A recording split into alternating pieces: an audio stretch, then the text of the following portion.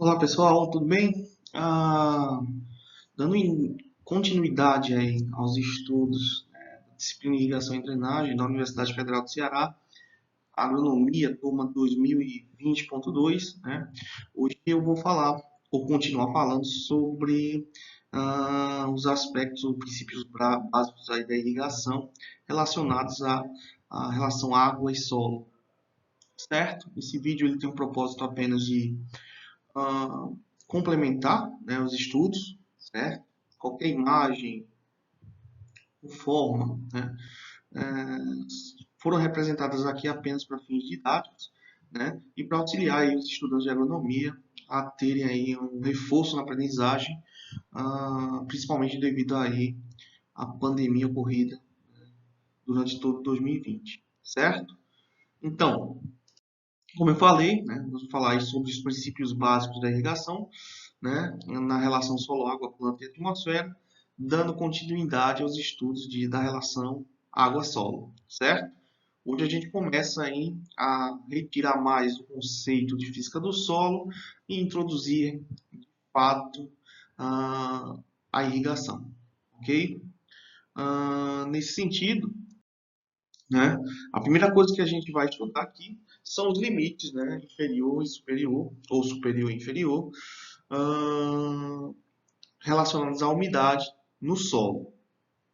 O primeiro conceito, né, é o conceito aí de capacidade de campo, né, como vocês estão observando, que é o limite superior de água no solo, sendo a máxima quantidade de água que o solo pode reter sem causar dano às plantas. Eu falei em aula, né, se vocês puderem delimitar o solo em um vaso, ah, cujo qual esse vaso está com o solo, contendo um solo extremamente seco, né, você começa a adicionar água, né, e sabendo que embaixo do solo você tem alguns furos, né, nesse recipiente, né, à medida que você vai adicionando água, esse solo vai se umedecendo e umedecendo até que chega um limite tal qual que a água ela começa a escorrer ou ser drenada, né, nos furos, né, do vaso. Então, nesse sentido, você cessa a quantidade de água que você estava colocando, né, e aí começa um processo de drenagem nesse solo, até o momento que essa drenagem ela cessa, né? Nesse momento, é como se os macroporos, né, basicamente, estivessem livres aí de água, graças à porosidade drenável, que a gente estudou, e os microporos preenchidos totalmente com água.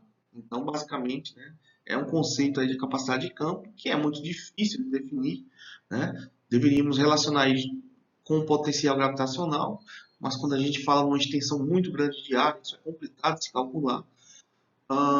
Mas dessa forma fica simples, né? Macroporos livres de água, microporos totalmente preenchidos com água, permitindo assim que a planta consiga absorver a água tranquilamente e também fazer suas trocas gasosas no solo, certo? Então esse aí seria considerado a umidade na capacidade de campo, o nosso limite superior. E o nosso limite inferior seria o ponto de murcha permanente, que é definido como limite inferior de armazenamento de água no solo. Nesse momento, né, quando se atinge a umidade do ponto de murcha permanente, a planta ela não consegue aí recobrar sua turgência, mesmo você adicionando água posteriormente, tá? Por isso que o nome, né, é de murcha, né? É o ponto de murcha permanente, ou seja, a planta não consegue voltar aí a sua turgência. Tendo definido esses dois limites, né, umidade na capacidade de campo e umidade no ponto de murcha permanente, temos aí a água disponível no solo, o conceito de física do solo, em que o intervalo, a diferença entre esses intervalos, multiplicado por uma camada de solo, né, temos aí a quantidade de água disponível, né, dada em uma altura que seria milímetro ou centímetro. Ah, conforme o conceito, a quantidade de água retida no solo, a água disponível, entre a capacidade de campo e o ponto de murcha permanente. Ou seja, entre esses intervalos temos aí a água disponível para que esta seja absorvida pelas plantas em uma determinada camada. Bem, com relação à determinação da umidade nesses limites, A capacidade de campo, que é o teor de água mantido no solo depois que o excesso de água gravitacional tenha drenado e a taxa de movimento descendente tenha sensivelmente diminuído, né? Vocês podem observar, né? Ela pode ser caracterizada aí por uma curva característica, né? Onde essa umidade ela vai estar relacionada com uma tensão, sendo que essa tensão, vou colocar aqui para vocês olharem, né? Sendo que essa tensão é normalmente uma tensão escolhida aí bem próxima ao valor de zero. Não poderia ser zero, porque aí o estado seria de saturação do solo. Se o potencial máximo for zero, né? Nesse sentido aí o solo estaria saturado. Então se escolhe aí valores próximos a zero, né? Como 0,1 atm, né? E aí correlacionado com a umidade, que seria esse ponto, teríamos aí o valor da umidade na capacidade de campo. Claro que cada solo, né, tem uma curva característica diferente, cada solo aí tem uma capacidade de reter água, né, diferenciada. Né? Solos aí que tem baixa retenção de água, como solos de textura arenosa, esses solos normalmente têm aí tensões caracterizadas para a umidade na capacidade de campo bem próximos a zero. Como vocês estão observando aqui, a textura desse solo, né, arenosa, designou aí uma umidade na capacidade de campo correlacionada a uma tensão de 0,08 atm. Um solo de textura média, né, que tem uma maior capacidade de retenção de água do que o solo de textura arenosa, né, por isso ele pode se afastar um pouco mais do zero, né, da tensão zero. Então, nesse caso, né, colocou-se aqui como 0,1 atm, e um solo de textura considerada argilosa, tem uma alta capacidade de retenção de água em sua maioria das vezes, considera-se aí, né, ainda mais seu afastamento de zero, então nesse caso 0,3 atm, com uma tensão para ser correlacionada na curva característica e encontrar a umidade na capacidade de campo, tá? Obviamente são teorias, né? O conceito de umidade na capacidade de campo de fato é muito difícil, né? Mas é uma forma aí de se obter através da curva característica elaborada em laboratórios, né? Conforme a gente falou na outra aula, certo? Também posso determinar a umidade na capacidade de campo, né? Através aí de um experimento, né, realizado no próprio campo, onde separa-se uma área com tábuas, né? E aí satura-se essa área, cobrindo-se com uma lona de plástico, né? E acompanha, né, a sua umidade ao longo dos dias, certo? Como vocês estão vendo nesse gráfico aqui, nesse caso, né, coleta-se amostras do solo, né, e vai fazendo o método das pesagens e acompanhando a umidade aí, né, através das horas ou dos dias, né? E aqui se definiu que a umidade, né, nesse ponto, né, onde, né, já há um decréscimo considerado aí da umidade, considerou-se aí a umidade na capacidade de campo para um solo de textura arenosa e aqui para um solo de textura argilosa. Isso tudo, né, decidido aí, né, com o passar das horas, né, e coletas de amostras, fazendo-se o método gravimétrico a cada hora, certo? Então é uma maneira aí de se determinar a umidade na capacidade de campo.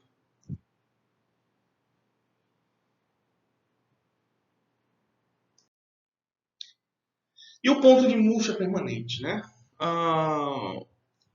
Considerado o teor de água no solo em que a planta em crescimento sofre murcha e não mais se recupera, mesmo mantido em ambiente escuro com a atmosfera saturada, a menos que seja fornecida água. Então, nesse sentido, para fins de irrigação, o ponto de murcha permanente é definido como um teor de água em um solo submetido a tensão de menos 15 atm. Né?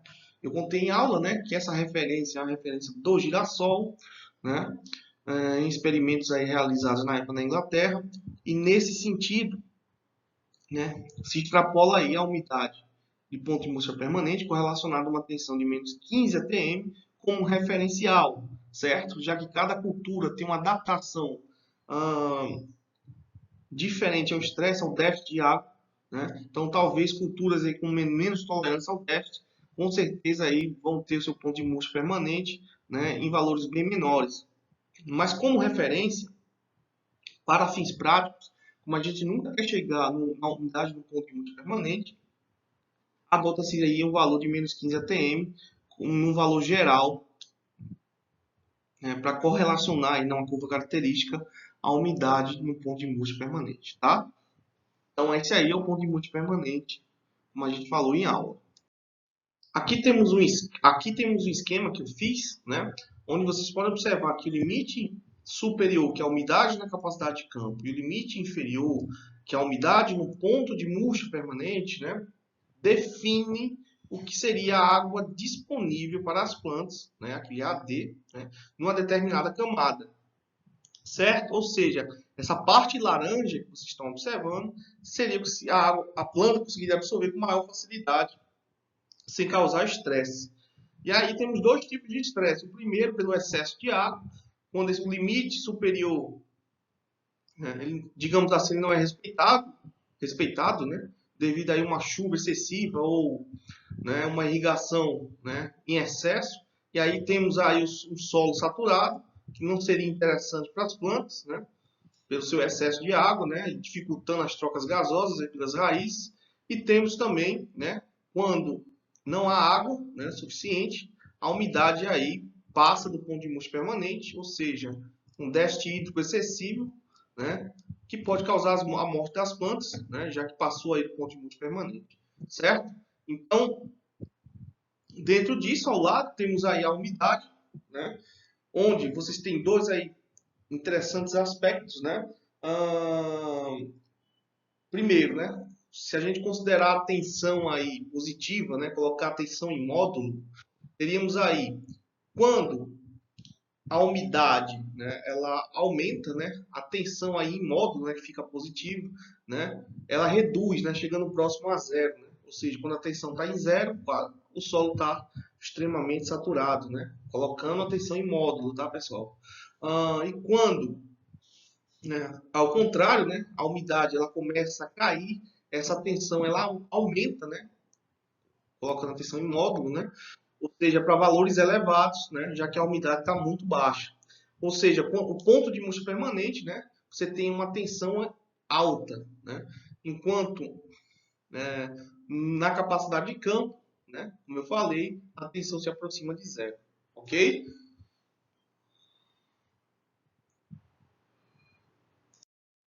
Então, dentre os conceitos aí para o cálculo, né, de uma lâmina de irrigação, né, primeiro a gente precisa saber aí a necessidade, né, de cada solo em termos de disponibilidade de água. Então temos aí dois conceitos importantes. Primeiro, a disponibilidade total de água no solo, que é a DTA, que é considerada a parte da água do solo armazenada e que está disponível para as plantas, né, ou seja, entre os intervalos de umidade multiplicada aí pela densidade. Quando a gente utiliza Z, que seria justamente a camada do solo, né? A capacidade total de água no solo, né? Que é considerada aí quando a gente utiliza o Z, e representa a quantidade total de água armazenada na zona radicular. Então, nesse sentido, o Z passa a ser aí, ao invés de camada, né? A profundidade efetiva do sistema radicular, né? Sendo a profundidade efetiva do sistema radicular variando de acordo com o crescimento aí da planta, né? Da cultura, certo? Então, essa capacidade total de água ela vai variar até se tornar constante quando a planta ela atinge aí sua maturidade, certo? Então, disponibilidade total de água, capacidade total de água. Observem aí os intervalos. Então, como eu falei anteriormente, né, nem toda cultura, né, tem seu ponto de múltiplo permanente em menos 15 atm, né? Então, o que acontece? Nesse caso, devido a isso, né, a gente aí trabalha com uma capacidade reduzida, né, que a gente chama de capacidade real de água, quando a gente adiciona aí um fator de disponibilidade de água. Então, a capacidade real de água ela representa uma parte da CTA, né, pois do ponto de vista da agricultura irrigada não interessa a utilização da água até o ponto de múltiplo permanente. Ou seja, primeiro porque valores próximos ao ponto de múltiplo permanente são perigosos, né, já que a umidade do solo pode atingir aí esse ponto, né, e isso não é interessante. E segundo, cada cultura tem uma sua fisiologia e tolerância, né, ao déficit diferente. Então, por isso a gente trabalha aí com um valor limitado, né? Ou seja, limitado aí pelo fator de disponibilidade de água, certo? Que é o parâmetro que limita a parte da água disponível no solo que a planta pode utilizar. Então, nesse sentido, né, trabalhando só com uma parte da capacidade total de água, ou seja, com a capacidade real de água, temos aí, né, alguns grupos de culturas em que o fator F é utilizado, né, verduras e legumes, frutas e forrageiras, grãos e algodão, na faixa comum de 0,12 a 0,4, 0,3 a 0,5 e 0,4 a 0,6, certo? Então, capacidade real de água, eu vou trabalhar apenas com uma parte aí da capacidade total de água. Se a gente fosse representar aí, né, em termos de gráfico, né, ou de representação, ou seja, né, a planta em si ela só vai absorver água, né, da capacidade real de água, que seria essa aqui, certo? Não, né, da DTA ou CTA. Né? Por quê? Porque a gente não quer que chegue próximo ao limite inferior. Ok? Então, trabalhando com uma parte da capacidade total de água, ou seja, a CRA, então a gente aí vai adicionar o conceito de lâmina, que é basicamente o conceito da capacidade real de água. Né? A lâmina de irrigação, né, ou irrigação real necessária, ela expressa a quantidade de água requerida pelo sistema para que a cultura se desenvolva sem déficit, ou seja, eu vou trabalhar aí, né, naquela faixa ali da CRA, ok? Ela é tida igualmente como obtida a CRA, ou seja, né, o intervalo entre as umidades, na capacidade de campo e o ponto de multipermanente, a densidade do solo, a profundidade do sistema radicular, né, Z, e aí o fator de disponibilidade de água, certo?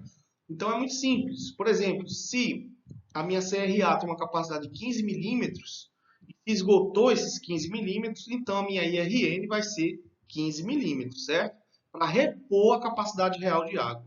Então é basicamente uma conta aí que fecha igual a zero, né? É o balanço hídrico igual a zero. Ou seja, se eu perco 5 milímetros, eu vou repor 5 milímetros. Se eu perco 8 milímetros, eu vou repor 8 milímetros e assim por diante, certo? E aí, nem sempre o sistema ele é 100% eficiente, né? Quase nunca. Então, o que acontece? A gente precisa adicionar um pouquinho a mais para que a IRN ela consiga chegar aí na planta. Então, para que a gente possa considerar essas perdas, a gente utiliza aí, ao invés da lâmina de irrigação, a lâmina bruta de irrigação ou irrigação total necessária, né, conforme aí a literatura, certo? Que representa a quantidade de água necessária para a planta, considerando perdas devido à eficiência de aplicação do sistema de irrigação. Ou seja, eu vou adicionar um pouquinho a mais, né, devido às perdas do sistema, né, a ineficiência do sistema, para que a minha IRN ela possa chegar aí com segurança até as plantas, certo?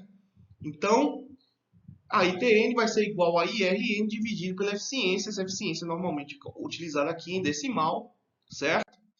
Cada sistema tem uma eficiência diferente, né? Mas antes disso eu queria falar uma coisa importante que falei em aula para vocês, né?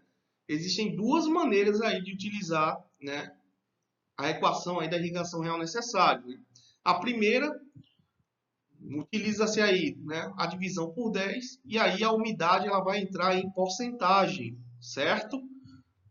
A densidade em grama por centímetro cúbico e a profundidade em centímetros. Como F é um fator que não tem unidade, então ele fica sem unidade, tá bom? Então essa é a primeira maneira aí de se utilizar a IRN. Ou você pode utilizar a IRN aí, onde a umidade ela vai entrar em decimal, né? Certo? E aí a densidade em gramas por centímetro cúbico e Z, né, que seria aí a profundidade do sistema radicular, vai entrar em milímetros. Né? A gente falou sobre essas relações e a relação da densidade da água na aula passada, certo? Até expliquei também novamente aí nessa aula, né, em webconferência, mas aqui, né, é só para vocês lembrarem, né, de como é utilizadas as unidades aí. Então, cuidado para não confundirem, tá? Então, o cálculo da disponibilidade de água no solo, né, como a gente estava falando, né, o cálculo da lâmina bruta, né, cada sistema aí ele tem uma eficiência diferente.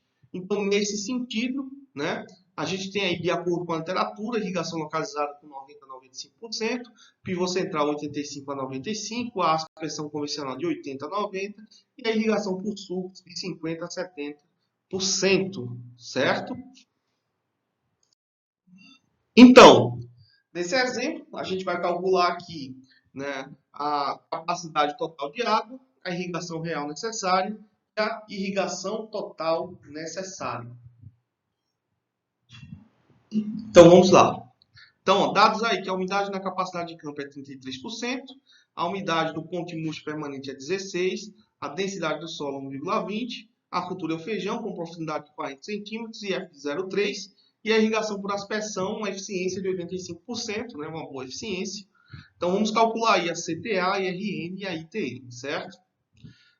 A CTA, como eu falei, vocês vão utilizar aí a umidade, quando dividido por 10, a umidade em porcentagem, multiplica pela densidade e também a profundidade do sistema radicular entra em centímetros, dando aí a capacidade total de água no valor de 81,6 milímetros, certo? A IRN é justamente igual a CRA, a capacidade real de água, ou seja, né, a cada evento de irrigação, né, quando se esgota a CRA, eu vou aplicar uma lâmina aí, ó, introduzindo o F, né, fator de disponibilidade de água, eu vou aplicar aí uma lâmina de 24,48 milímetros, né? Umidade na capacidade de campo, menos o ponto de murcho permanente, vezes a densidade, vezes profundidade do sistema radicular, vezes aí o fator de disponibilidade de água. Ou seja, uma lâmina de 24,48 milímetros. Dá uma conferida aí nos cálculos para ver se está tudo direitinho, tá? E aí, a ITN, ou seja, para que 24,48 milímetros cheguem até a planta, eu tenho que aí considerar que meu sistema não é 100% eficiente, ou seja, só 85%. Então, nesse sentido aí, eu tenho aqui a irrigação total necessária vai ser igual a 28,8 milímetros, certo?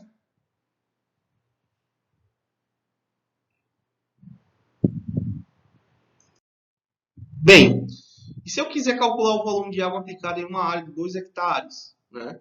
Então, com essa lâmina, né, que a gente acabou de utilizar lá, vamos saber aí que o volume vai ser igual à lâmina bruta ou irrigação total necessária vezes a área. Por quê, né? Ó, primeiro, a área ela vai ser convertida aí de hectares para metro quadrado, e aí a gente tem o conceito de lâmina, né? Que no caso ali para o nosso ITN deu 28,8. Se a gente colocar só as unidades aqui, vocês vão observar, né, que milímetros é litro por metro quadrado. E a área ali eu vou convertir de hectares para metro quadrado. Então, o que é que tem aí, né? A gente tem, né, corta metro quadrado com metro quadrado e fica apenas o volume em litros, certo? Nesse caso, como eu pedi em metros cúbicos, é só dividir por 1000, né? E aí você tem o valor. Vamos lá fazer? Então, ó, o volume ele vai ser igual a 28,8 de lâmina, né, vezes 20 mil de área. Então, eu vou ter aí um valor de 576 mil litros, né, ou 576 metros cúbicos. Então, não esquece, né? Volume é igual a lâmina vezes a área, sendo a área em metros quadrados e a lâmina em milímetro ou litro por metro quadrado, ok? Então, nesse sentido aí, né, temos aí o conceito de volume. Então, nessa aula, basicamente, a gente fecha aí essa parte do conceito de lâmina, né, da relação água-solo, né, e na próxima aula a gente vai trabalhar mais com evapotranspiração, tá bom? Então é isso, pessoal. Vou deixar o link lá no Siga, né? Espero que vocês aí estudem, né? E saúde a todos. Um forte abraço e tchau, tchau.